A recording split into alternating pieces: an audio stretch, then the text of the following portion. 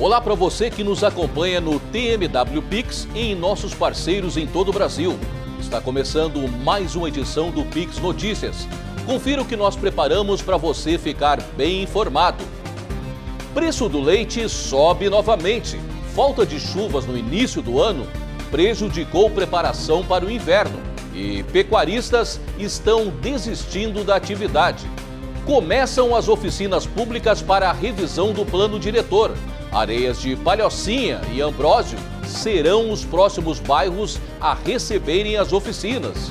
Quarta fase da Operação 404 combate crimes contra a propriedade intelectual.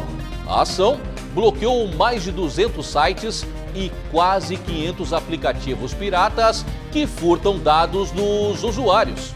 Next TV Séries Brasil debate o futuro do streaming, TV por assinatura e da TV aberta. CEO da TMW Telecom foi um dos 6 painelistas.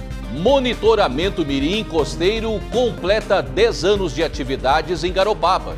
Instituto tem como missão formar rede de guardiões mirins no oceano. Governador de Santa Catarina inaugura quartel da PM em Paulo Lopes e destina recursos para estação de tratamento de água e conclusão da ligação asfáltica com Garopaba. E ainda, cultura e tradição na quermesse. Donos de juntas de boi se reúnem no tradicional desfile e prova de balizas de carros de boi. Isso aqui é tudo de bom. É a nossa cultura de Garopaba. Amém, coisa linda. Coisa linda. E, tu trouxe cana não? Eu trouxe canha. Essas e outras notícias a partir de agora. Fique com a gente, o Pix Notícias está só começando.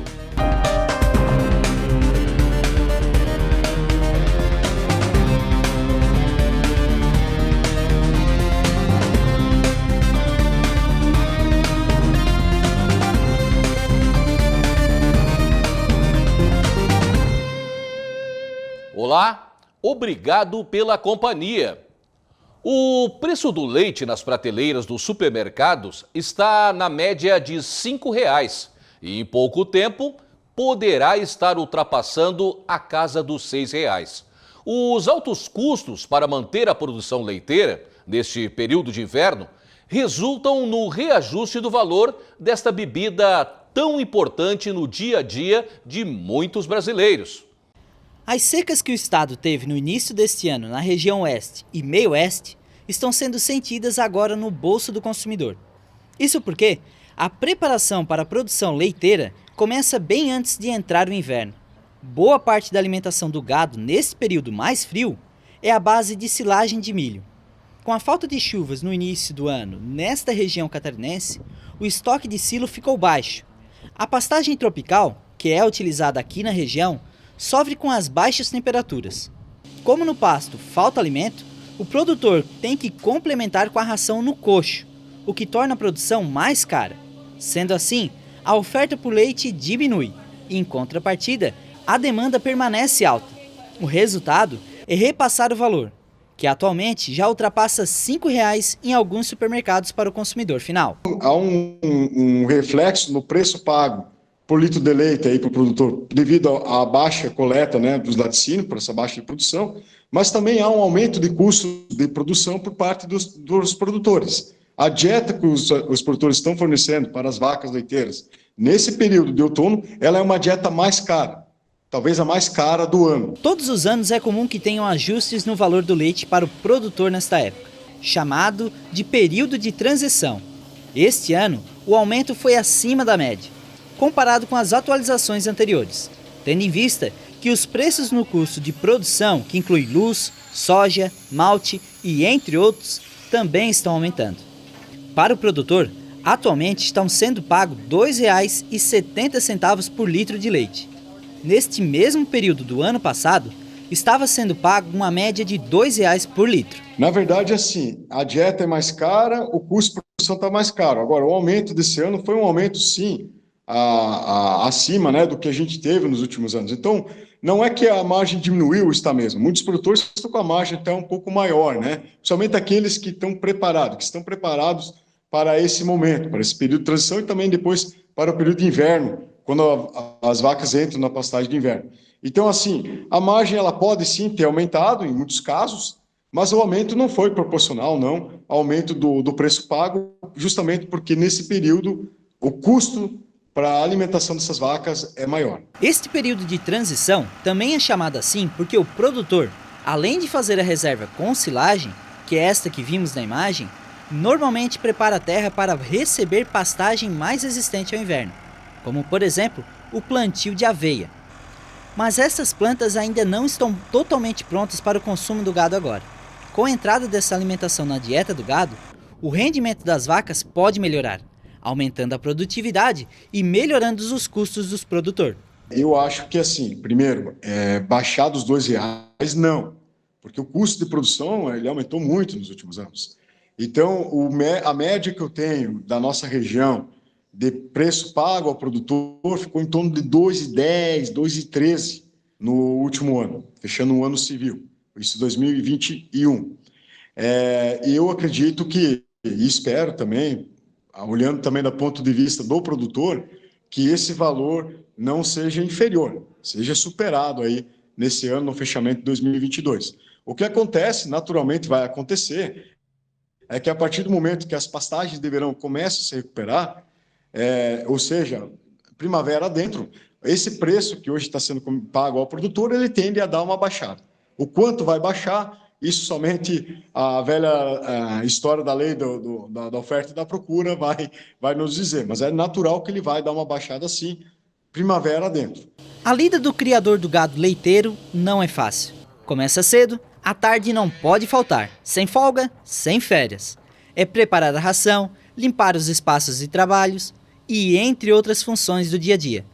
Tudo isso para manter o sustento da família. Não é muita gente que aguenta todo esse trabalho diário sem ter um retorno financeiro satisfatório. Com os custos para manter a linha de produção leiteira aumentando cada vez mais, tem sido um impulso para alguns produtores desistirem da profissão. Esse produtor, localizado aqui no bairro Ressacado, em Garopaba, já chegou a produzir 1.000 litros de leite por dia. Agora, a produção reduziu pela metade. O criador diminuiu a cabeças de vacas leiteiras e vem optando pelo gado de corte em seu plantel. A gente optou pela diminuição por causa que exige muita mão de obra. Não tem sábado, não tem domingo e os funcionários não querem trabalhar final de semana. Então daí a gente fica condenado à ordenha, como se diz, né? A gente não tem folga. Desde os 8 anos de idade eu trabalhei com meu pai e nunca tive férias na minha vida. Então é uma opção que a gente está parando com a vaca de leite e o preço também, né? Enquanto 500 ml de água custa R$3, 1 litro de leite custa R$2,50, R$2,70.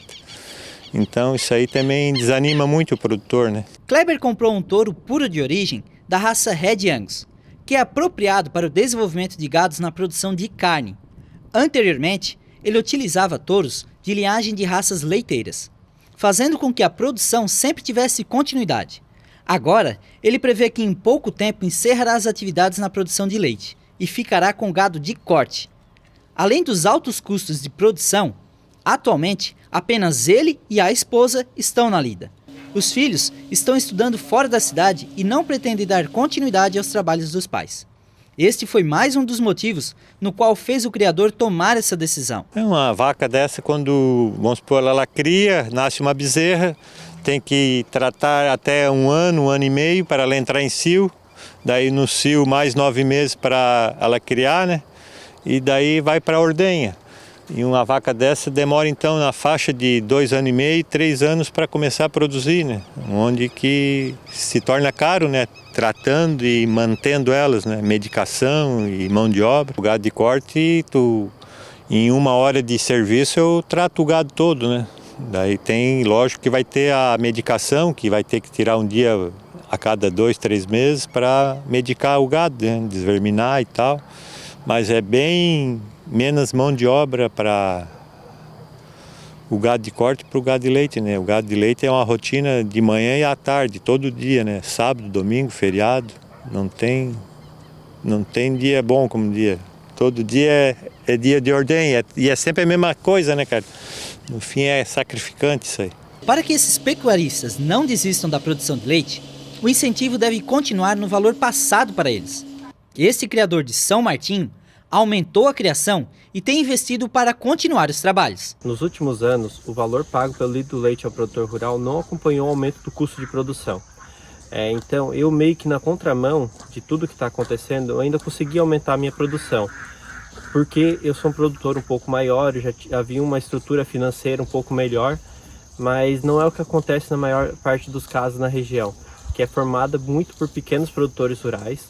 Então, isso torna cada vez mais difícil a continuidade desses produtores na produção de leite, porque na maior parte dos casos é a única fonte de renda que eles têm. Então, não estou dizendo que hoje está dando prejuízo à produção do leite, mas para um produtor pequeno, a margem que sobra não é suficiente para a subsistência da família dele. Assim como tem muitos produtores parando, a gente tem muitos produtores intensificando a produção. Então, é comum produtores que até 5 anos atrás trabalhavam aí com 30 vacas em lactação, hoje está com 60, 70. Então, uma coisa me parece que está compensando a outra. Se nós olharmos os dados históricos de produção de leite, nos últimos anos, ele está até com uma ligeira alta. Ele vem apresentando uma ligeira alta na produção de leite anual, né? Então, quer dizer, aqueles que estão parando estão sendo compensados por aqueles que estão intensificando a produção. O preço do leite até o final deste inverno poderia chegar na média de R$ 6,00. E mesmo assim, para alguns criadores, esse valor não estaria cobrindo 100% dos custos. É a mão de obra e os custos, né? Mais a mão de obra, que enquanto uma água custa de 500 ml custa R$ 3,00, 1 litro de leite custa R$ 2,70. Então isso aí não é valorizado o produtor, né? O aumento do leite nos mercados vem para o produtor também, só que de uma forma muito menor. O produtor sempre é o elo mais fraco da corrente. Então, um aumento que, por exemplo, do mercado vai o leite, digamos, para R$ 6,00 o litro, como está sendo estipulado, o produtor rural vai aumentar o quê? 15, 20 centavos. Então, ajuda esse aumento, ajuda, mas ainda não é o suficiente. Nesta semana, iniciou a fase de oficinas públicas para a revisão do Plano Diretor Municipal de Garopaba. 2 regiões foram temas de discussão. Ainda serão feitas outras 5 reuniões comunitárias. As comunidades foram convidadas para fazerem pedidos e sugestões que contribuíssem para o desenvolvimento do projeto. A fase de oficinas públicas pretende discutir com as comunidades as potencialidades e problemas em cada região. Os trabalhos começaram pelos bairros Campo Duna, Ressacada, Grama e Limpa. Também nesta semana foi realizada a 2ª oficina, que ouviu as comunidades de Cova Triste e Canto da Penha.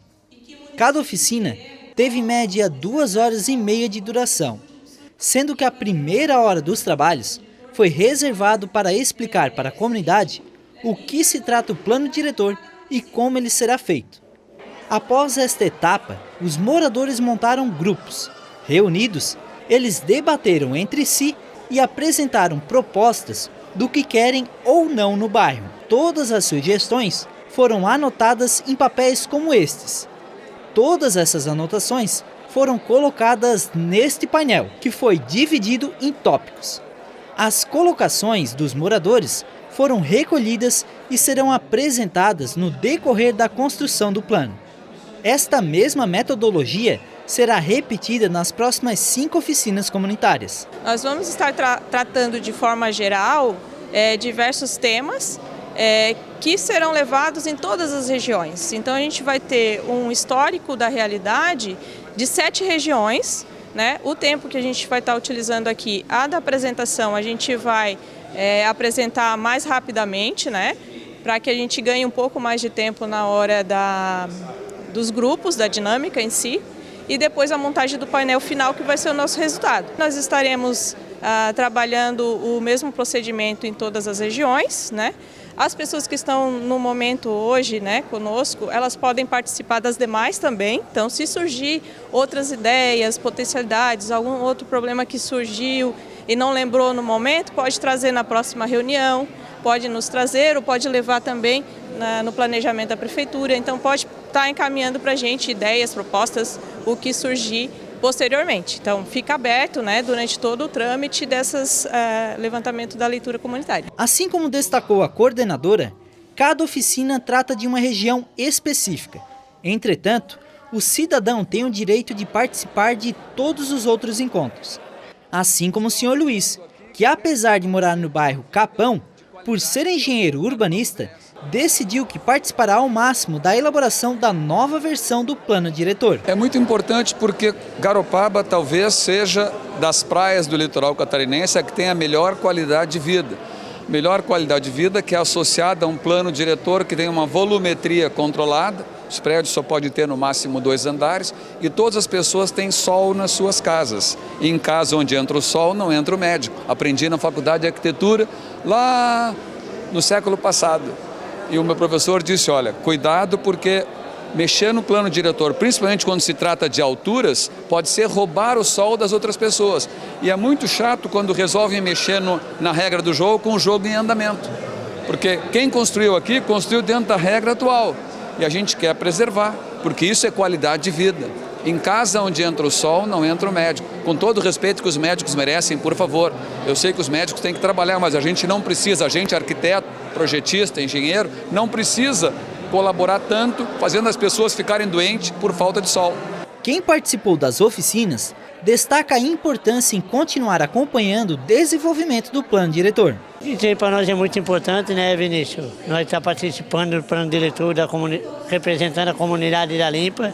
Para nós é uma honra, nós estamos sendo convidados a comunidade para vir para esse evento aqui hoje. E faço o convite já para o povo vir para assistir o plano diretor aqui da região do Campo Duna, Ressacada, Limpa, Grama, são todos convidados. Estamos analisando essa questão de um todo, né? Hoje nós temos uma comunidade ainda muito bela em sua natureza, né, em sua cultura, mas também analisando que em pouco tempo ela cresceu muito, né? E esse crescimento precisa vir muito organizado. E acredito que nós ainda não estamos tão preparados assim. Estamos com a escola municipal superlotada. Em termos de vias, né, de estradas, estamos melhorando, estamos a caminho, mas temos uma preocupação muito grande com a questão rural da comunidade, né, como esboçado aqui antes, ainda temos uma grande quantidade de terra que pode ser ocupada, né? E daí a gente se preocupa de que forma que vai ser essa ocupação, né? Precisamos de fato pensar numa ocupação organizada, mas nessa organização a gente não pode tumultuar, né? Porque senão a gente perde essa qualidade de vida que hoje nós temos. A comunidade da Ressacada não faz parte do núcleo de coordenação compartilhada, mas isso não impede que os moradores levem aos coordenadores e autoridades públicas as suas reivindicações. Em reuniões anteriores, elaboraram por escrito todas as sugestões que solicitam ser aplicadas no bairro. No momento em que nós estamos na ZM1, que é caracterizada como urbana, né, e dessa forma passa a ser um polo industrial e populacional, né, a gente fica à mercê do cheiro de galinha, mas é bom ter o ovo caipira, né? O engenho de farinha, né? É bom comer uma farinha quentinha lá no engenho, só que isso exige um espaço para plantar mandioca, né? Exige um trabalho durante 2 meses que tem barulho, que tem fumaça por causa do fogo do forno, né? Nós temos também a questão do carro de boi, né? Enfim, tudo isso faz parte da nossa cultura e que a gente quer direitos para preservar ela, né? Claro que a gente sabe que as coisas evoluíram, né? Então, se for para ter uma organização, um padrão lá na estrebaria, um padrão de galinheiro, ok, mas que a gente não perca o direito de ter isso no nosso dia a dia. Então, isso aqui é meio que uma reivindicação, né? Nós já temos a ferrugem hoje que não pode ter. Tem muitos daqueles nativos que hoje sofrem por causa disso, mas é uma realidade do bairro, né? Então, nós não queremos essa realidade para Ressacada. Daqui a 20, 30, 50 anos, não sei, mas hoje nós estamos lutando por isso. O processo de revisão do plano diretor deve ser feito a cada 10 anos. A última foi em 2010. Devido à pandemia, a revisão está atrasada há 2 anos. É com essa atualização que o município volta a discutir questões que afetam diretamente o desenvolvimento socioeconômico ambiental, empresarial, utilização de espaços físicos, demandas da construção civil e outros debates importantes para o desenvolvimento sustentável e organizado da cidade. Para a realização do plano diretor, os 21 bairros foram divididos em 7 regiões. E agora é a fase das oficinas comunitárias em cada uma dessas regiões. Após a realização dessas 2 primeiras oficinas, a agenda segue na região 3, que envolve as comunidades Encantada, Areias de Palhocinha, Palhocinha e Capão. Será no dia 27 de junho. A 4ª oficina acontece 2 dias depois, quando serão tratadas as demandas do bairro Ambrósio, Pinguirito, Praia da Silveira. Já as demandas do Centro e Ferraz serão discutidas no dia 6 de julho. A 6ª oficina discutirá os assuntos de Areias do Macacu, Macacu, Quilombo do Fortunato, Costa do Macacu. Será no dia 11 de julho. Para finalizar, no dia 13 de julho, Siriú e Gamboa serão abordados na 7ª oficina de participação comunitária. Após a finalização das oficinas, voltam a acontecer as reuniões técnicas e audiências públicas. Devem acontecer mais 5 encontros com os integrantes dos grupos de trabalho. Essas sessões não serão abertas ao público, apenas para o Núcleo de Coordenação Compartilhada e equipe técnica municipal, além da Fundação Unisul. Em 10 de agosto, será realizada a 2ª audiência pública. Será nesta sessão que os trabalhos nas oficinas serão apresentados para toda a população. As principais pontuações têm sido voltadas às questões de infraestrutura, urbanização, ocupação urbana e suas consequências no ambiente. Certamente, esses debates tomarão conta da maior parte das outras oficinas. E o Ministério da Justiça e Segurança Pública deflagrou nesta semana mais uma fase da Operação 404. Mandados foram cumpridos em 11 estados do país e também nos Estados Unidos e no Reino Unido. Além das buscas, as polícias civil dos estados também tiraram do ar sites e aplicativos de streaming ilegais. O nome da operação remete ao Código 404, que é aquele que é exibido quando o usuário tenta acessar um site e o endereço da página não é encontrado.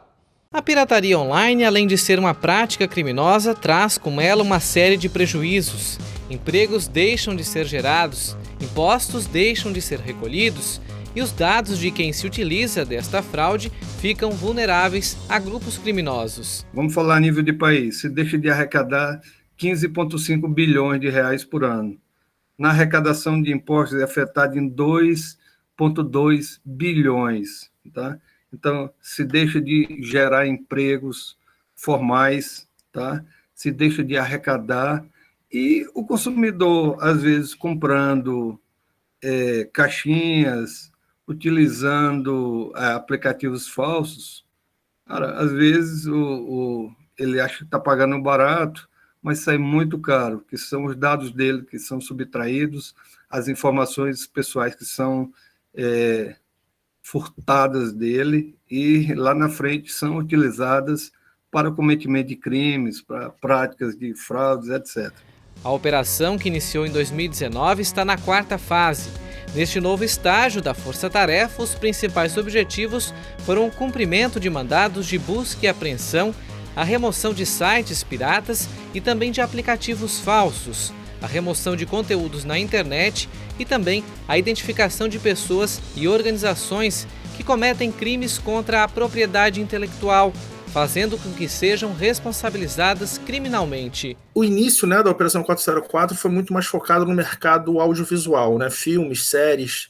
Hoje o mercado da música já tem participado das últimas fases também, já é um mercado bastante considerável, e a indústria de games também. Então, a forma de aquisição do conteúdo de forma ilícita e distribuição é muito parecida, tanto para TV, como música, como para games. Tivemos a remoção de 266 sites de conteúdo pirata na internet, 461 aplicativos que faziam streaming ilegal de música. Pela primeira vez, atividades ilegais foram identificadas no metaverso.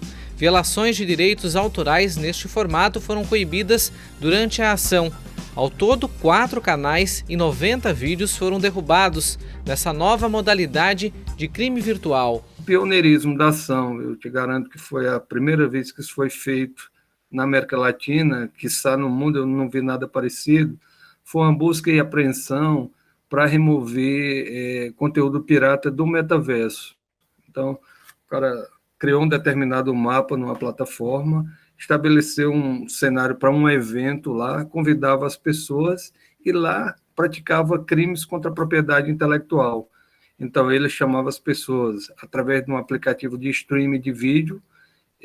4 canais desse serviço de streaming de vídeo foram removidos, mais 89 vídeos, e o serviço dentro do metaverso. Então, isso foi um pioneirismo dessa ação.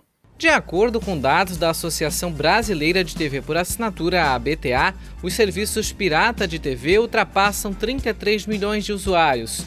Durante a operação, foram identificados 8 milhões de usuários nos sites ilegais e mais de 3 milhões de usuários utilizam aplicativos clandestinos. Pode parecer que não vai causar mal algum, mas, enfim, além de todo esse dano para a economia do país, né, como já foi citado, serve de alimento, de financiamento para organizações criminosas, para o cometimento de outros crimes tidos por mais gravosos e que toda a população acaba sentindo. Então, eu acho que é sempre importante deixar esse alerta também para a população. A pirataria, ela foca muito, no atual momento, a assinaturas ilegais com baixo preço ou a publicidade, tá? Então, a publicidade é magnífica, espetacular, ela impulsiona vários negócios na internet, ela tem que continuar sendo feita dessa forma, mas o que a gente vê, no caso da Operação 404, é o uso dual da tecnologia. Então, criminosos se aproveitam de serviços legais, de produtos legais, para poder monetizar em cima. E um desses meios é propaganda, né? Propaganda, publicidade. Então, se faz um streaming ilegal de um determinado time com muita torcida no país, então dá milhares de visualizações. Então, eles estão lá, então está se colocando propaganda legítima em um site legítimo, tá? Então, eu te asseguro que esse é um bom caminho de enfrentamento. Na hora que a gente conseguir acertar nesse momento de a publicidade, ela só monetizar negócios legítimos, eu acho que vai ficar show. Esse problema acaba e a gente não precisa ter mais nenhuma fase de operação. E o que eu tenho visto também são sites ilegais que usam meios de pagamento legais, por exemplo, empresas pagadoras de cartão de crédito são utilizadas em plataformas ilegais. Então, se a gente conseguir regular isso, pelo menos minimizar esses efeitos, a gente vai deixar dessa prática ser bem atrativa. Eu acho que esse é um bom caminho. A Dataxis realizou nesta semana o Next TV Séries Brasil. O evento debateu o futuro da TV por assinatura e da TV aberta e as tendências do streaming disponíveis no mercado.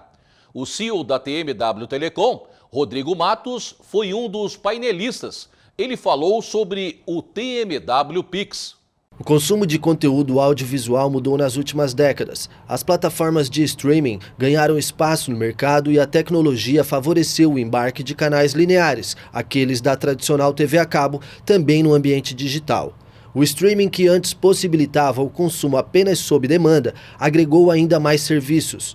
De olho nessa evolução, a DataX promoveu o Next TV Séries Brasil. O evento debateu em 6 painéis as novas possibilidades de entrega de conteúdos, passando desde a tecnologia até as possibilidades de recepção, como as Smart TVs. O CEO da TMW Telecom, Rodrigo Matos, foi um dos painelistas. Ele falou sobre o TMW Pix, OTT híbrido desenvolvido pela empresa que distribui conteúdo linear e sob demanda. A gente foi a primeira OTT do Brasil em juntar esses dois, né? Foi, como falei ali na palestra, foi uma dificuldade e a gente conseguiu passar, né, essa barreira que era uma dificuldade imposta, que você tinha que ter ou a caixa, ou você tinha que ter ou só uma coisa ou só outra. Então a gente foi a plataforma OTT em juntar os dois, o linear e o sob demanda, né?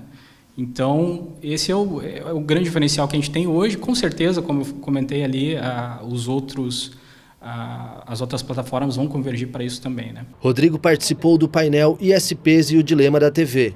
Com a plataforma há mais de 5 anos no mercado, a empresa trabalha na expansão dos serviços para outros ISPs. O TMW Pix, né, a gente desenvolveu essa plataforma alguns anos atrás e com a evolução disso, a gente desenvolveu isso para ferramenta própria, mas com a evolução disso apareceu alguns distribuidores, né, querendo fornecer essa tecnologia para outros ISPs, e a gente está em processo de amadurecimento da ideia, de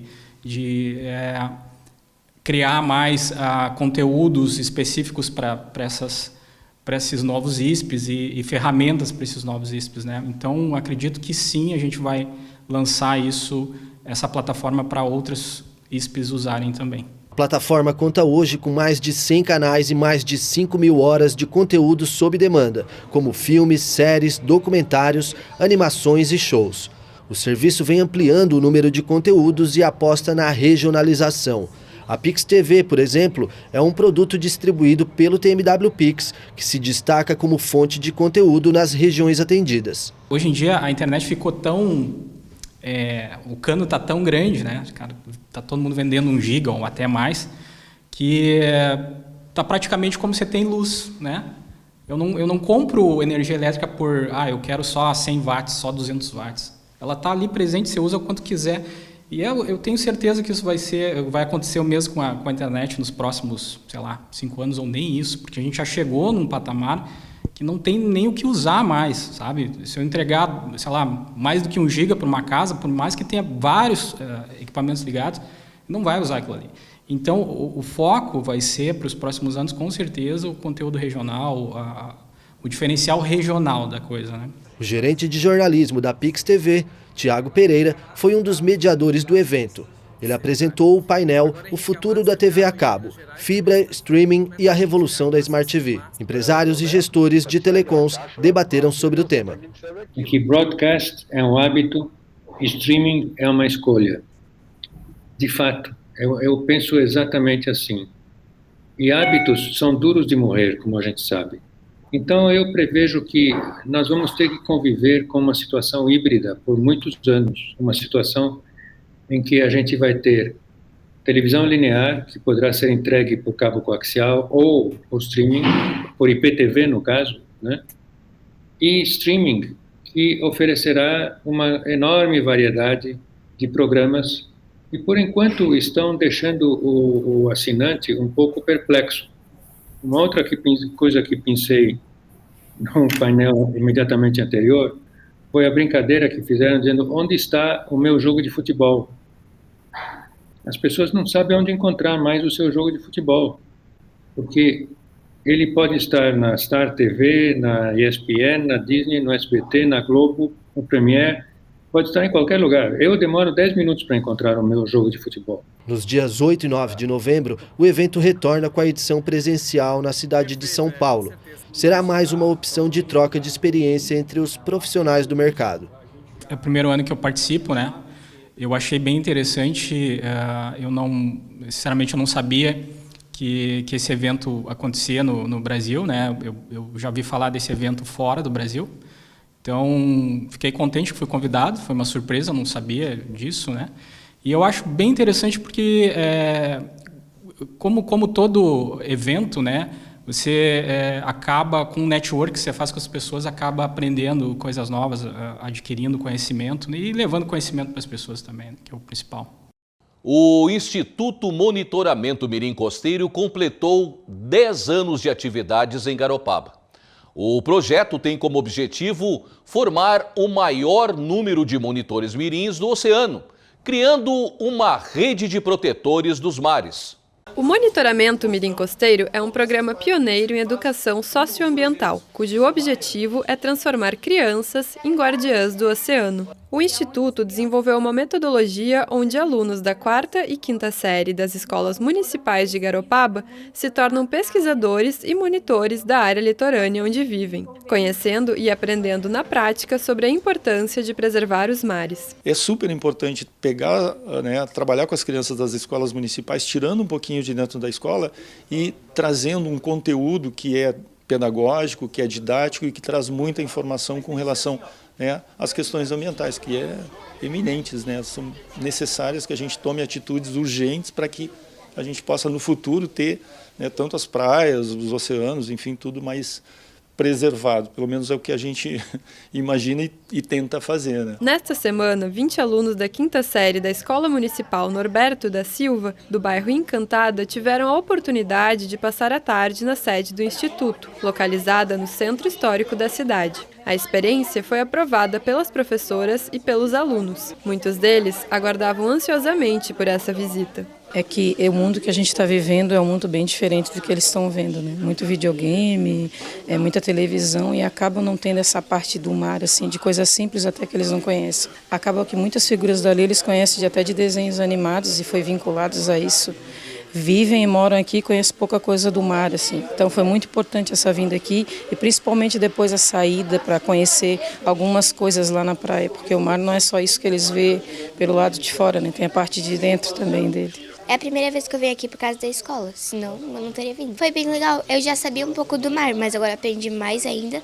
E a minha maior curiosidade foi sobre as conchas, porque eu pensava que não era um ser vivo. Eu aprendi sobre o fundo do mar, sobre as coisas perigosas, venenosas e sobre os golfinhos. Se eu ver algum lixo na praia, eu vou recolher para ajudar os animais, porque quando eu crescer eu vou ser vegetariana e vou ajudar todos os animais. Eu achei muito legal, porque quando eu olhei em volta tinha um monte de animais que eu nunca vi. Foi muito legal a experiência e eu adorei vir aqui. Eu aprendi muito sobre os animais que foi sorteado no dado. O animal que eu mais achei interessante foi a arraia, porque ali na paredezinha tem ovos colados. Eu achei muito interessante. Até que eu tenho um irmão mais novo. Quando eu ensinei a ele que quando ele vê um lixo jogado no chão, ele cata. Toda vez agora que ele vê, ele tá catando lixo. O Instituto Monitoramento Mirim Costeiro iniciou as atividades em Garopaba há 10 anos, formando uma rede de guardiões mirins do oceano.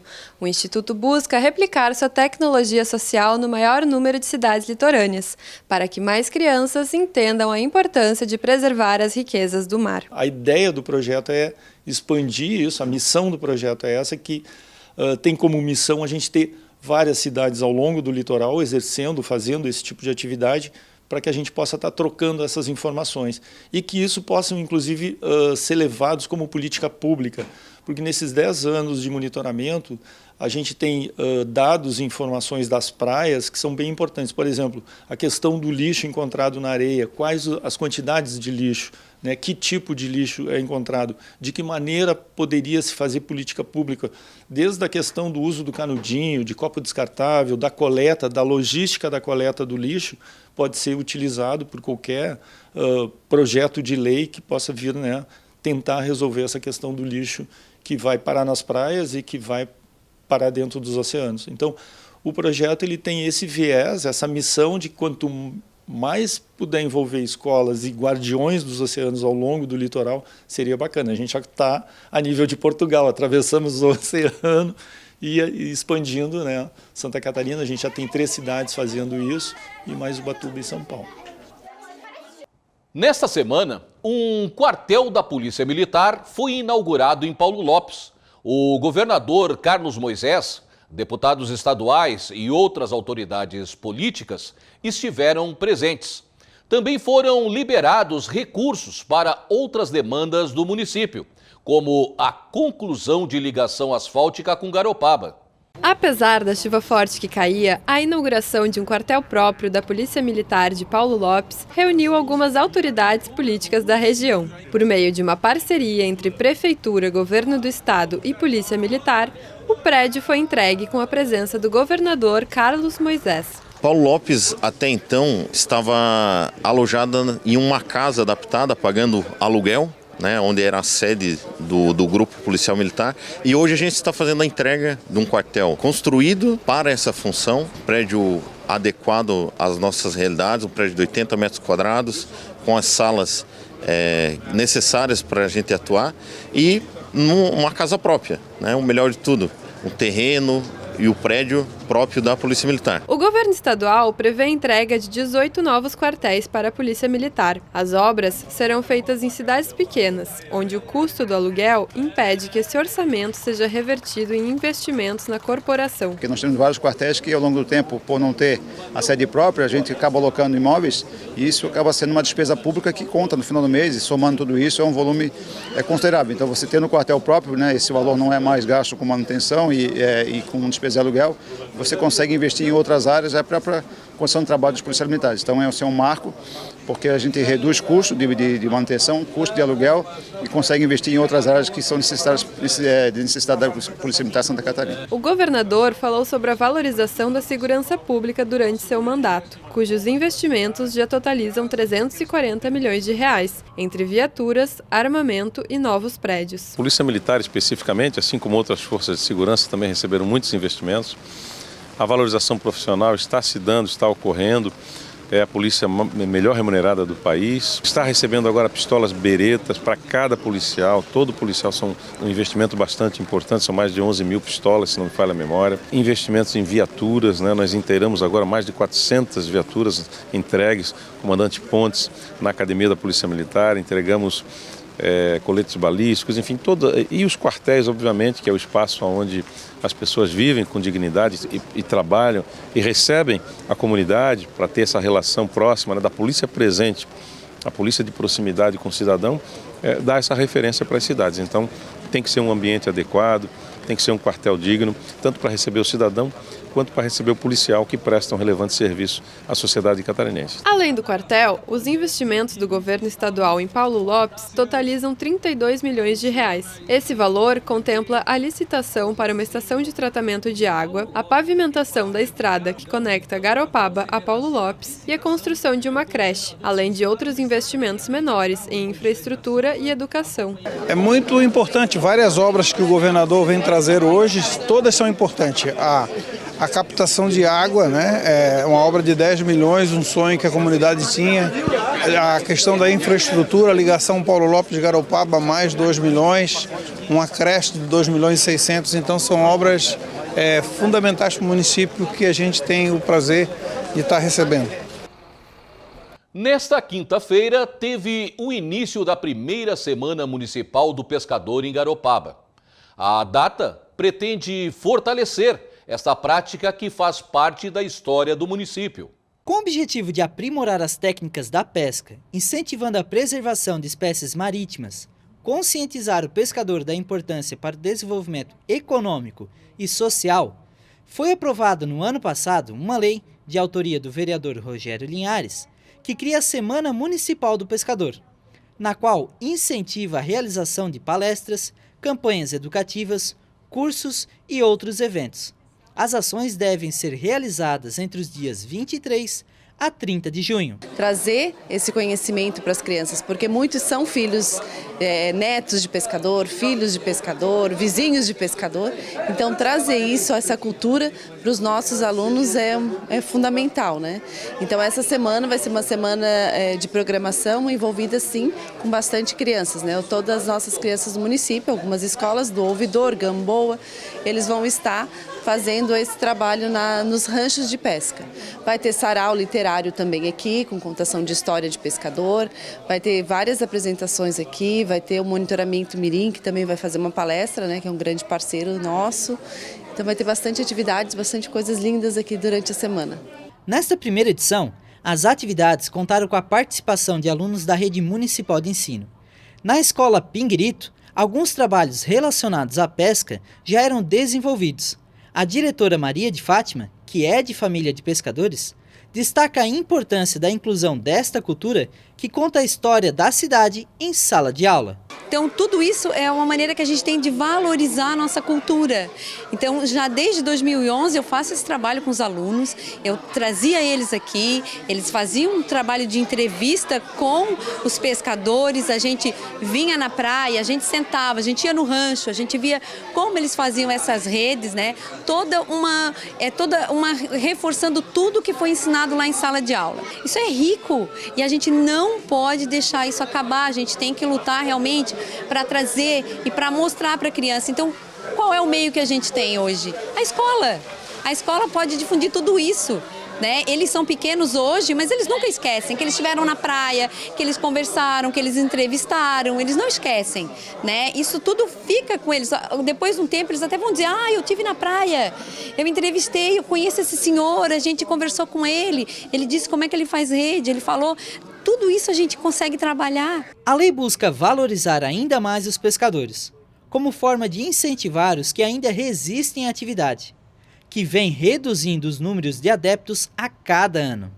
A pesca já está carente, né? Já estamos carentes aí de... É como o senhor Nildo falou ali na entrevista dele, né? Está faltando hoje o pescador, né? Então nós chamamos de material humano. Então se tu for deixar isso se acabar, é uma tradição que não pode se acabar do nosso município. E isso que fizeram aí, que estão fazendo aí, é muito show, muito bom para o município, para nós, né?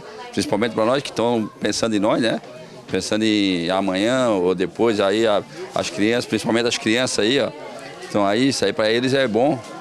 Isso aí, o que eles estão fazendo, a gente era lembrado só quando vinha num dia de São Pedro, né? Que São Pedro foi um pescador, um padroeiro dos pescadores.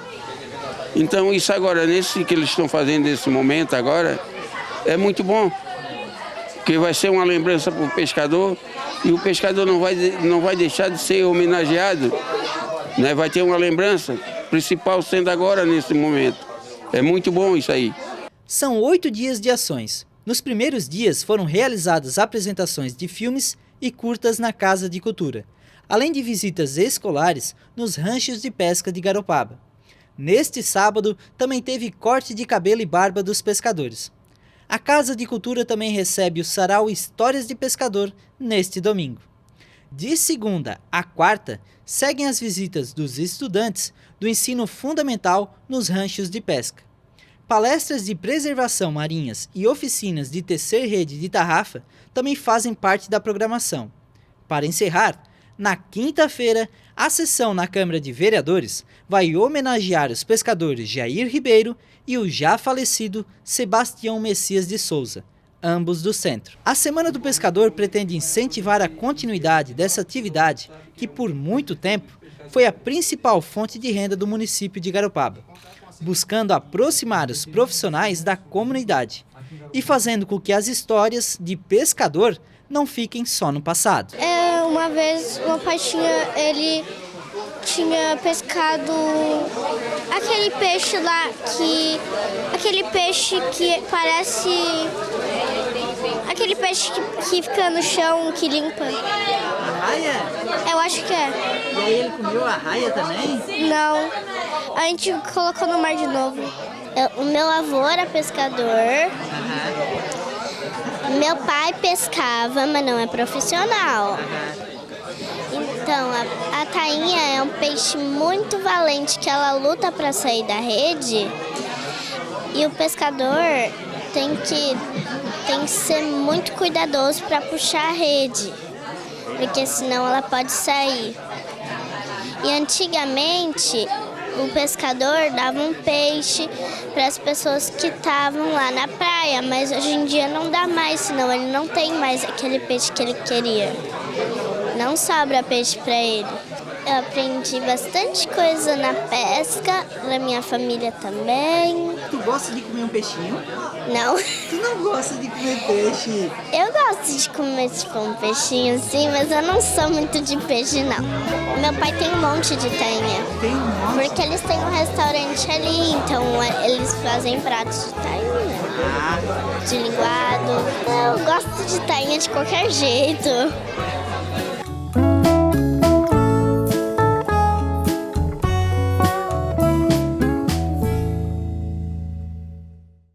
E depois de uma semana com chuva e tempo fechado, parece que a semana que chega promete dar uma trégua.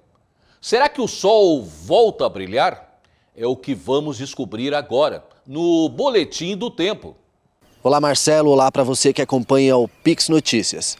Pois é, tivemos uma semana com tempo fechado, muita chuva aqui em Santa Catarina e também no estado do Rio Grande do Sul, inclusive com registros de queda de granizo aqui no litoral, em Imbituba, Garopaba, também no litoral norte, em Balneário Camboriú, mas as centrais meteorológicas indicam que a partir dessa semana não teremos mais chuva.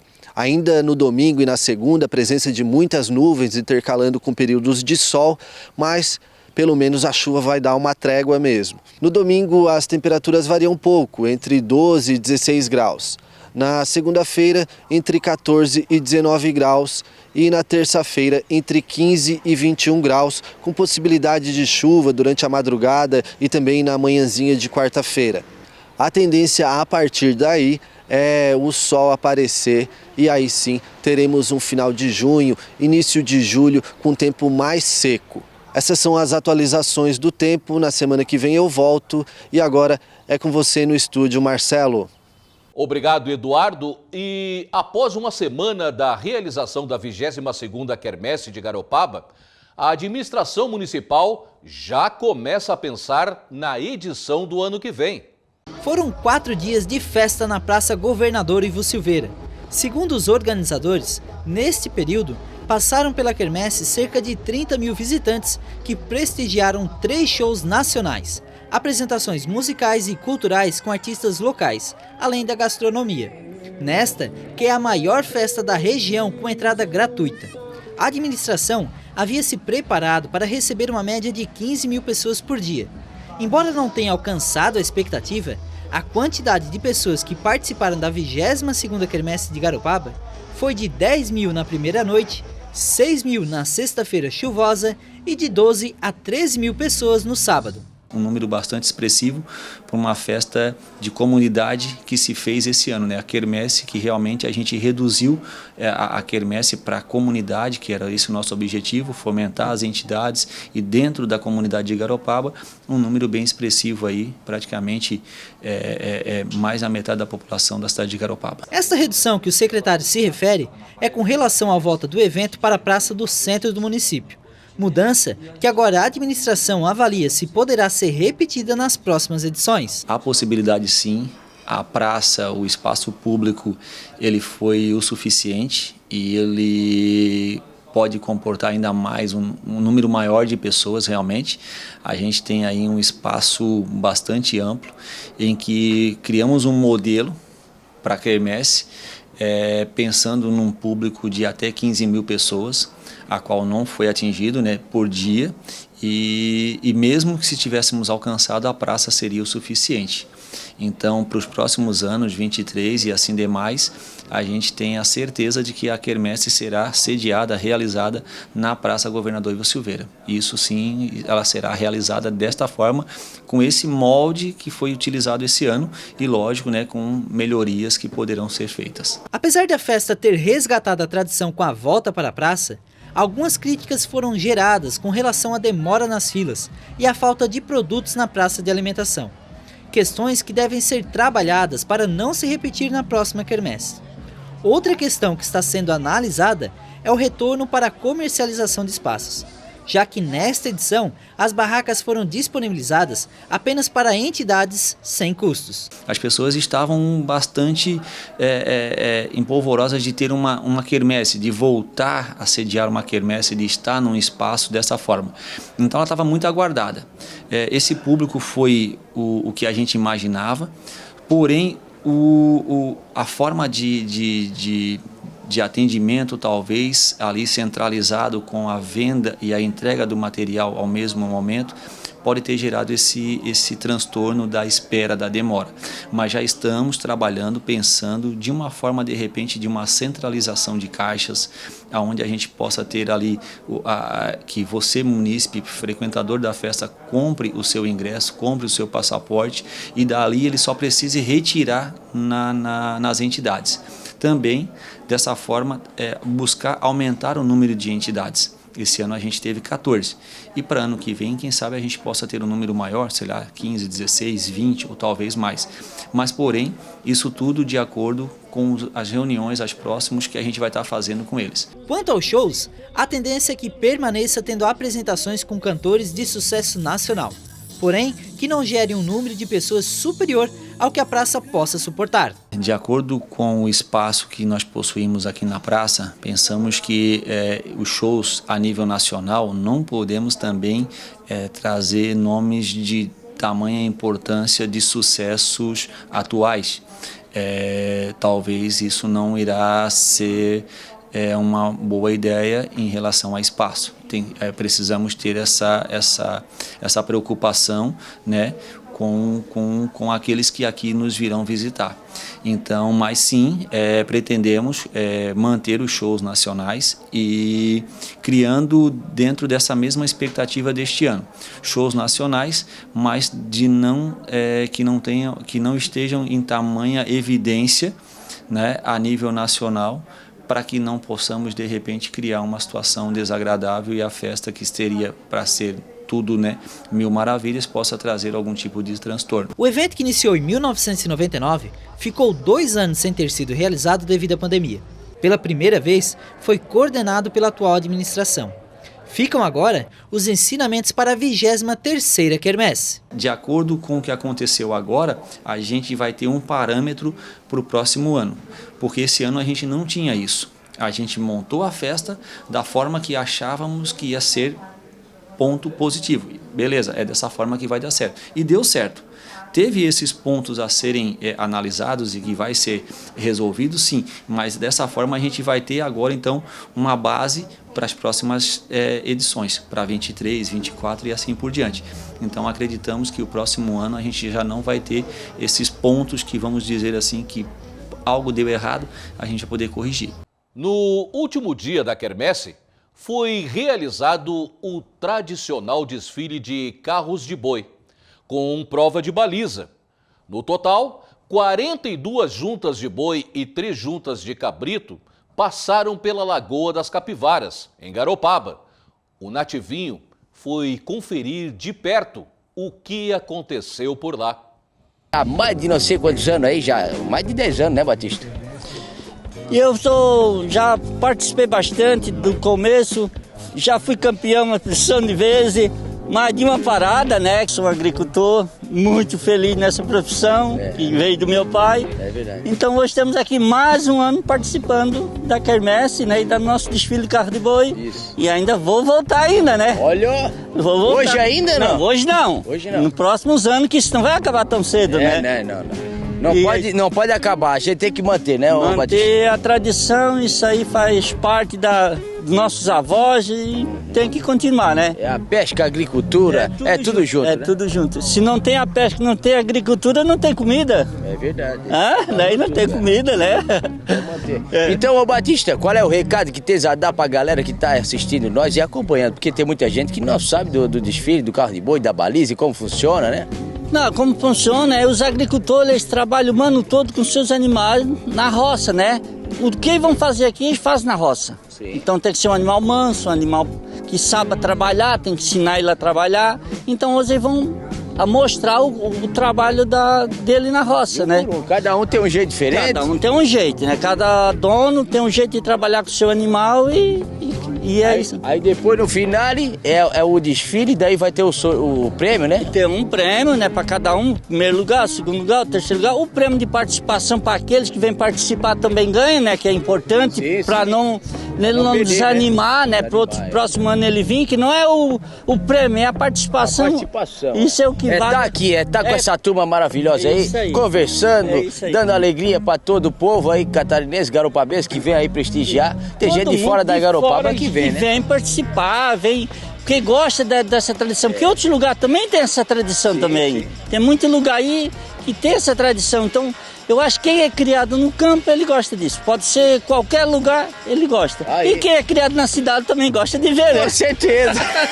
Valeu, Batista. Um abraço, querido. Esse é o Batista.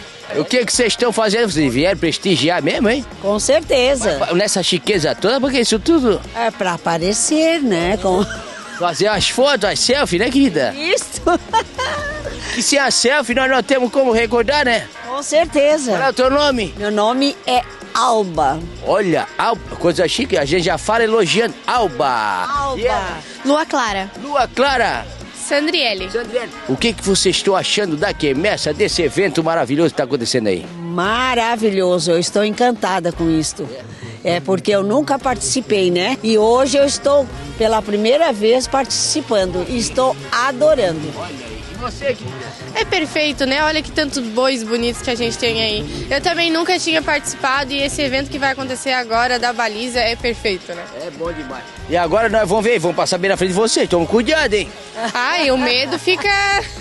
Espero que essa baliza sirva pra mostrar se eles são domados mesmo, se a gente não, eles estão tudo domados, mas só não pode ter barbeiro, barbeirai, né? É. Barbeiro não, né? O que tá achando, querida? Eu tô achando muito bom e os bois vão representar bem a nossa cidade. Olha, eu quero ver bem. Falou tudo, hein? Vamos ver, vamos espiar junto com ela, gente. Ai, ai, ai, que trio que tá aí. Coisa linda. É a nossa quermesse, 22ª quermesse de Garopaba. E nós temos todo mundo junto, né? Prestigiando esse evento maravilhoso. Vamos junto, então. Daqui a pouco eles já vão começar a entrar aí. A hora que eles começarem a entrar, eles vão dar show. Eles vão dar show. A gente já sabe, entendeu? Então é um por um. E nós vamos mostrar pra vocês. Não dorme, hein? Opa! Chegamos aqui com o Olívio, querido. Ele que transformou aí o carro de boi nesse evento maravilhoso, né? O desfile do carro de boi, a baliza. Isso daí é muito importante, né, Olívio? A gente começou lá atrás, né, a coordenar esse trabalho de carro de boi, eu e o Fernando Bittencourt. E aí tá aí hoje, né, depois de 22 eventos, 22 edições de carro de boi, de quermesse. Olha. E sucesso aí, tá aí, ó, voltando depois da pandemia, né? Isso, é. Legal.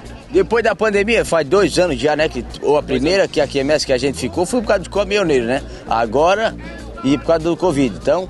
Faz 2 anos, né? 2 ou 3, então não, 2 anos parado, né? 2 anos parado, da quermesse, né? E hoje, então, eles voltaram com tudo, a família tá toda aí, o pessoal dos carros de boi estão tudo aí, e vem gente de tudo que é lado, né?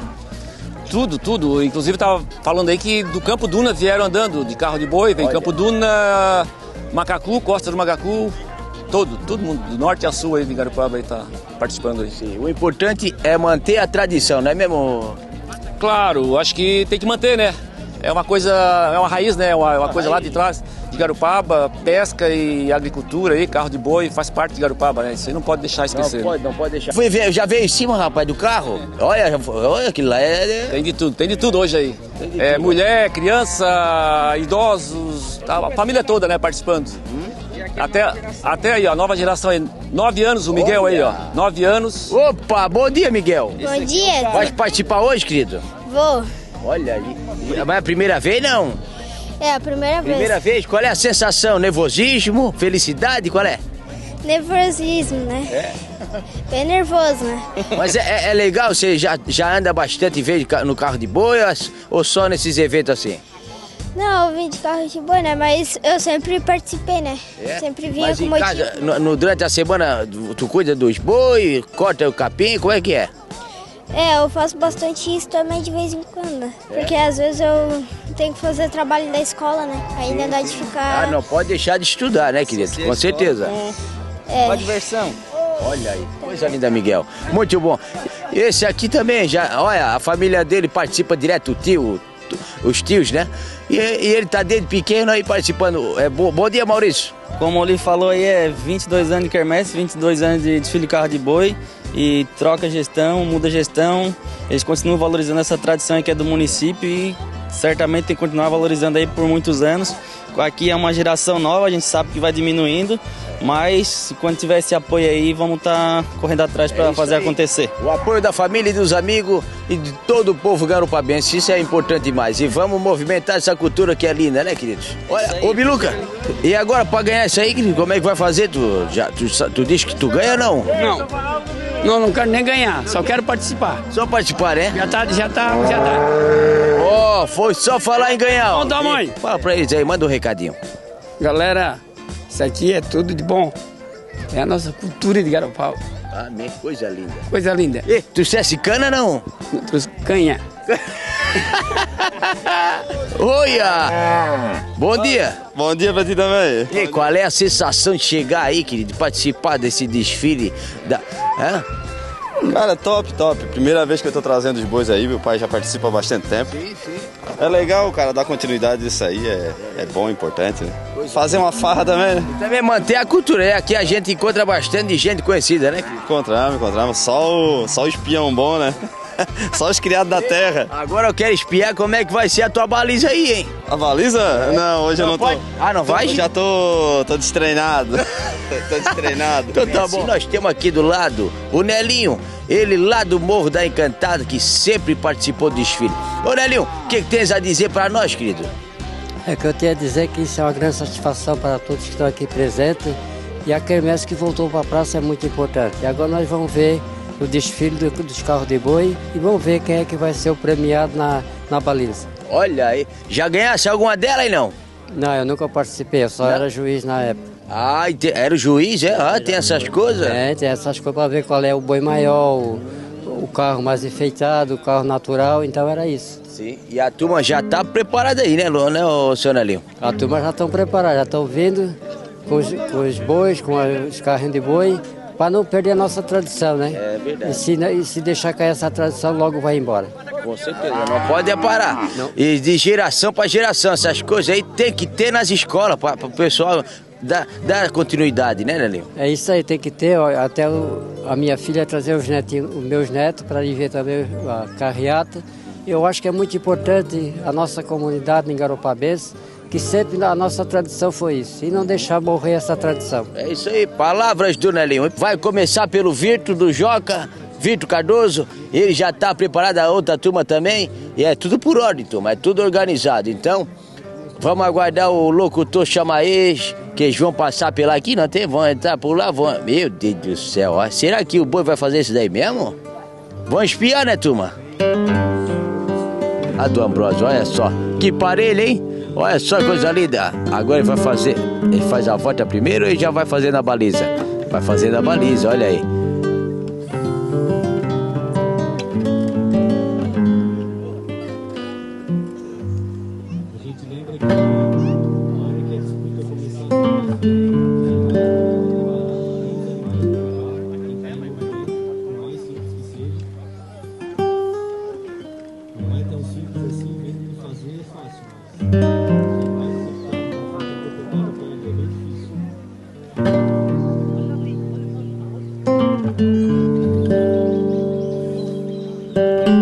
Não é pra qualquer um, querido.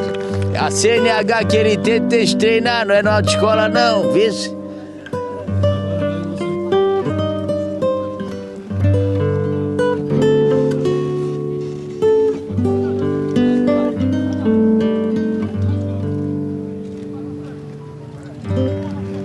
Não, agora...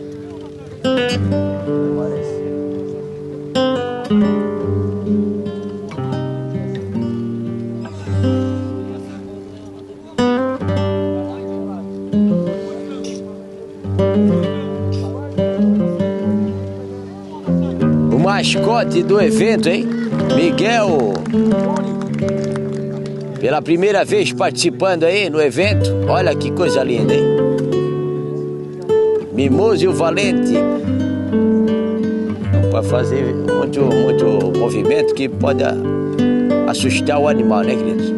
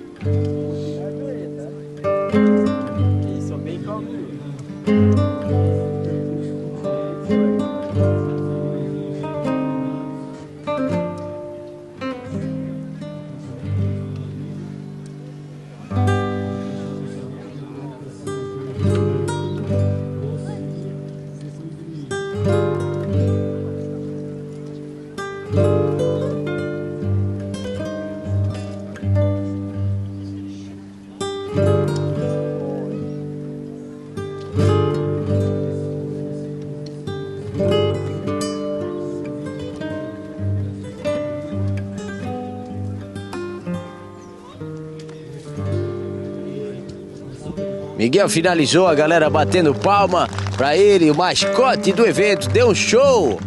Olha só que maravilha. Olha a carreira, hein? Não acelera, rapaz.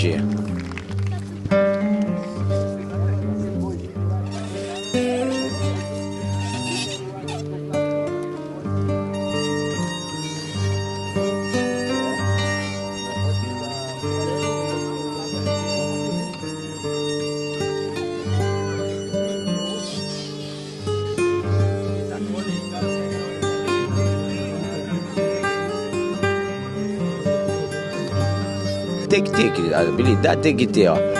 Ó, faceiro, ó. Ó, faceiro vai mais. Opa, devagarinho, vê se. Eles falam com o boi, eles falam, e o boi entende, tá, tomando? Entende, olha só. Aí? Gado Nelore quente. Ah, é? Gado Nelore quente. São mais valentes? Olha, não, é que são mais esquentados, né? Tem sangue, né? Eles são mais esquentados que o gado mestiço, pelo duro. É, não, já dá pra ver que eles são meio nervosos, né? Exatamente, a hora que apertar a baliza aí, já não faz mais. Ó, mas eles já foram mais ligeiros, ó. Ó, já passou, ó. Já queimou, já errou. Ah, é? Esse já não ganhou mais. Olha. Não pode queimar a linha aqui, ó. Sim. Não pode queimar a linha. Queimou a linha, saiu da meta, né? Olha só.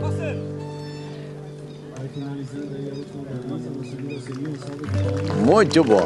E eles falam que esse boi aí já é mais nervoso, é mais valente, tem sangue firme. Olha só que doidice, hein? A raça do boi, né? É diferente das outras e assim vai mudando, né, querido? É a mesma coisa um pinto e um pitbull, né? E ainda sobre a quermesse, na noite de sábado, o estande da Pix TV recebeu a visita de 2 deputados federais catarinenses. Na oportunidade, foi conversado com eles sobre a proximidade dos legisladores com o chefe do Executivo Federal e a possibilidade da criação de uma CPI para tratar os preços dos combustíveis. Nós estamos percorrendo todo o estado de Santa Catarina, como nós fizemos durante todo o mandato, para ouvir as demandas dos catarinenses e, na medida do possível, atender essas demandas, né? Então, estive, por exemplo, hoje no Hospital de Orleans, era um hospital aqui do sul do estado que eu ainda não conhecia, vi várias demandas que eles precisam de ajuda. Como na eleição passada eu fui votada em todos os municípios de Santa Catarina, a minha meta era visitar todos os municípios e destinar ao menos uma emenda, né, em agradecimento a todos aqueles que nos apoiaram. Nós estamos sim numa pré-campanha, mas o nosso trabalho continua praticamente o mesmo, visitando os municípios, conhecendo a realidade local. E estive aqui esse final de semana no sul do estado, percorrendo 7 municípios, fazendo a entrega de emendas, como no caso de Imbituba, que a gente entregou uma emenda de R$500 mil para o hospital, é uma demanda de saúde, mas a gente sempre faz esse trabalho e sempre apoiando as pautas do governo Bolsonaro, né, que a gente entende que nos atende, porque é um governo conservador, e tem uma pauta liberal na economia. A gente entende que esse é o caminho para o Brasil ser um grande país, né? Realmente estamos aqui nessa grande festa, né? Eu sempre falo que a festa é a maior festa do sul do Brasil. Por quê? Porque é a única festa que é gratuita, onde o povo vem se divertir e não paga ingresso. E hoje a nossa festa está recebendo um grande amigo, um grande parceiro de Garopaba, já trouxe 3 milhões para Garopaba, hoje trouxe mais R$1 milhão, onde foi entregue para o prefeito para investimento na nossa saúde. Então nós estamos aqui com uma grande satisfação de receber o deputado Fábio Choquete, que é o deputado federal que tem aberto as portas do seu gabinete em Brasília para recursos de Garopaba. Prazer estar aqui na 22ª Quermesse de Garopaba. É a primeira vez que eu venho na festa aqui por conta da pandemia também, né, seu Targino? Mas uma festa muito bonita. Vinha brincando com o Targino na entrada, nós estávamos passando logo quando a gente entrou, eu falei, Targino, e os ingressos? Como é que a gente vai dar os ingressos, comprar os ingressos? E é de graça, né? A gente vê uma festa muito organizada, uma festa bonita, e hoje é um dia de alegria. Além da gente trazer já o recurso que a gente já destinou ao município, hoje na nossa bagagem vem mais R$1 milhão para a saúde do município, a pedido dessas lideranças, né? nosso presidente do Partido do União Brasil aqui, o Jean, Targino, que é um grande companheiro meu, prefeito Júnior, vice Guto, meu irmão, meu amigo Henrique, e nos dá muita segurança em botar recurso em Garopaba, porque a gente sabe que aqui o dinheiro é tratado com responsabilidade e que as coisas saem do papel. Garopaba está com mais de 50 milhões de obra, o maior pacote de obras da história. Então estou muito feliz em estar aqui, uma festa muito bonita, muito bacana. O Bolsonaro, ele age dentro das 4 linhas da Constituição. Ele respeita as leis do país e o Estado de Direito, o Estado de leis. Ele não faz intervenções nas estatais, ele não tenta abusar do fato dele ser presidente da República. Ele faz reclamações, sim. Ele diz, olha, o Conselho da Petrobras, o presidente, eles ganham muito, eles estão ganhando bilhões e eles não estão atentos à realidade social. Então ele faz essas críticas ácidas e hoje até ele compartilhou um vídeo conosco sobre uma possível CPI da Petrobras, para a gente entender se não há um viés político dentro da instituição também, o que é algo muito importante. Então, se for submetido ao Congresso essa CPI, nós vamos estar atentos para participar, para chegar à verdade dos fatos, porque a nação brasileira vê atônita esses lucros de bilhões, enquanto a gente está tendo que onerar esse fardo que é o preço do combustível, que está cada vez mais absurdo e mais caro. Olha, primeiro que eu vejo como uma grande irresponsabilidade se falar em abrir CPI da Petrobras num ano como esse. Isso a gente tem que parar de começar a mandar coisa na internet e falar para as coisas que não vai acontecer. A sessão da Câmara dos Deputados para daqui 2 meses, entra em recesso. Como é que a gente vai, perto de uma privatização, valor de mercado da ação, começar uma CPI e aí a gente perder em valor de mercado 30 bilhões por causa de uma CPI? Uma irresponsabilidade, um tema tão importante falar agora em abrir CPI da Petrobras. Inclusive, o próprio presidente Bolsonaro voltou atrás e falou, olha, não vejo uma saída à CPI da Petrobras, até porque vai perder valor de mercado. O que tem que fazer, e quem nos acompanha aqui pode acompanhar a comissão terça-feira, aonde estaremos com o ministro de Minas e Energia na nossa comissão, dando esclarecimento sobre o alto custo do combustível no país. Então, agora, o presidente Bolsonaro escolheu o PL, o número 22, para estar. Nós migramos para o PL junto com o presidente Bolsonaro. Aqui em Santa Catarina, o senador Jorginho Melo é o presidente do partido. Ele vai coordenar todos esses esforços pela reeleição do presidente Bolsonaro e ele busca também como pré-candidato o governo do estado. Eu sou pré-candidata a deputada federal, sou natural do Oeste, mas eu acredito que as pautas que eu defendo é de interesse de todos os catarinenses, né? Por isso que a gente percorre o estado inteiro na busca desse apoio, porque a gente entende que a liberdade não tem preço. E se a gente não lutar pela liberdade, a gente pode vir a ter uma ditadura de esquerda ou continuar numa ditadura do judiciário, o que é nefasto para a democracia do país. Então, eu quero até aproveitar que eu estou em Garopaba, mandar um abraço para a executiva do partido, que eu não vou poder encontrar porque eu estou voltando para o Oeste agora. A gente até o encontro às 8 da noite, mas mandar um abraço para toda a executiva do PL, deixar aqui nosso agradecimento pela disponibilidade. E vamos em frente, pessoal. Acho que a luta política, as pessoas têm que se envolver, porque tudo passa pela política, né? Então é muito importante que as pessoas se engajem esse ano. Vejam bem quem serão os candidatos e se envolvam mesmo, porque a política diz respeito à nossa vida diária.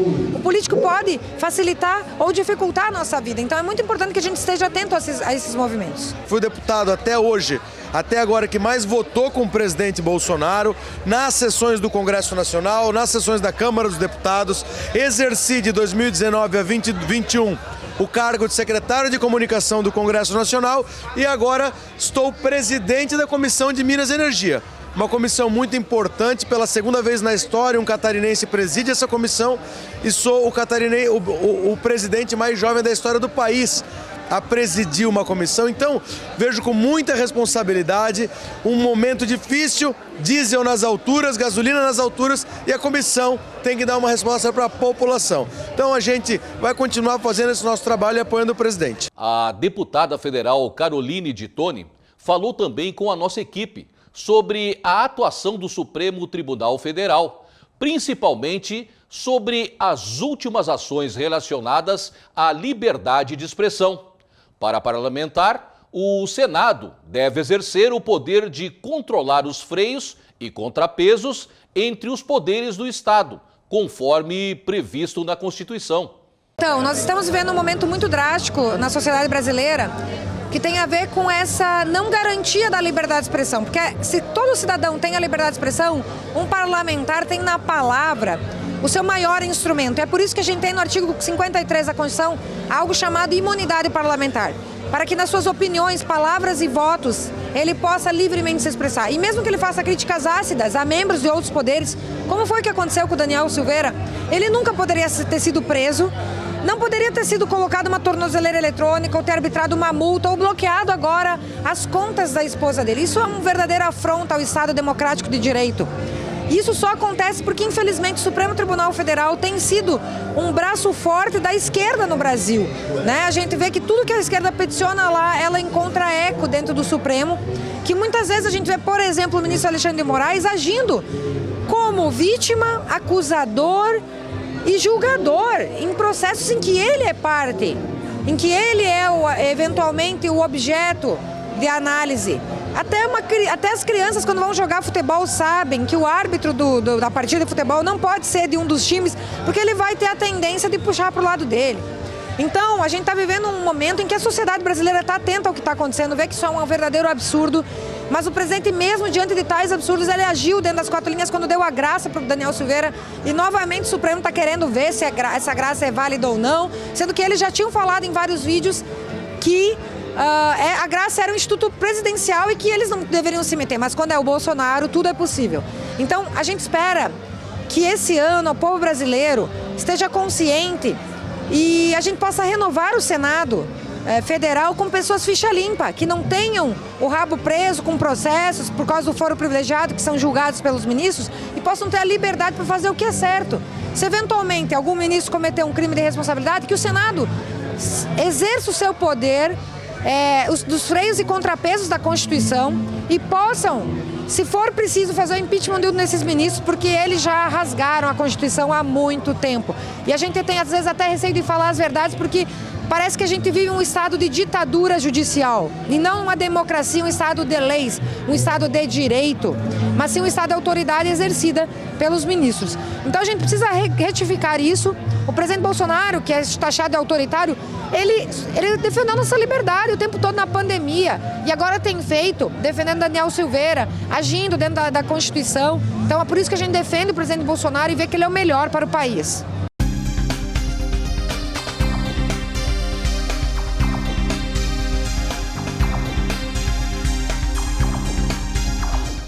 Mesmo com a aprovação do projeto que reduz impostos para reduzir o preço dos combustíveis, aprovado no Congresso, o valor da gasolina e do diesel voltaram a subir e a discussão vem à tona novamente. E o presidente da Petrobras chegou a renunciar ao cargo na última segunda-feira. Afinal, há uma solução para isso, Tiago? Há sim, Marcelo, mas é preciso enfrentamento. Olá para você e para a nossa audiência qualificada aqui da Pix TV. Bom, primeiro nós precisamos voltar no tempo para entender a atual situação dos combustíveis no país. Há uma narrativa de que a alta da gasolina é devido ao lucro da Petrobras. Isso até é verdade, mas em partes. Olhando a margem de lucro das petroleiras, a Petrobras é a que mais lucra, com 31,6% no primeiro trimestre deste ano. E a segunda colocada, a Chevron, tem 11,5%. É uma diferença grande. O motivo da margem maior é que em 2015 a empresa brasileira era a mais endividada do mundo e precisou correr atrás do prejuízo. Quem pagou a conta, obviamente, fomos nós. O endividamento aumentou justamente pela política de preço criada em 2010, no fim do governo dele, Lula, que passou a bola para a companheira Dilma. Lembrem-se que agora ele aparece como salvador da pátria.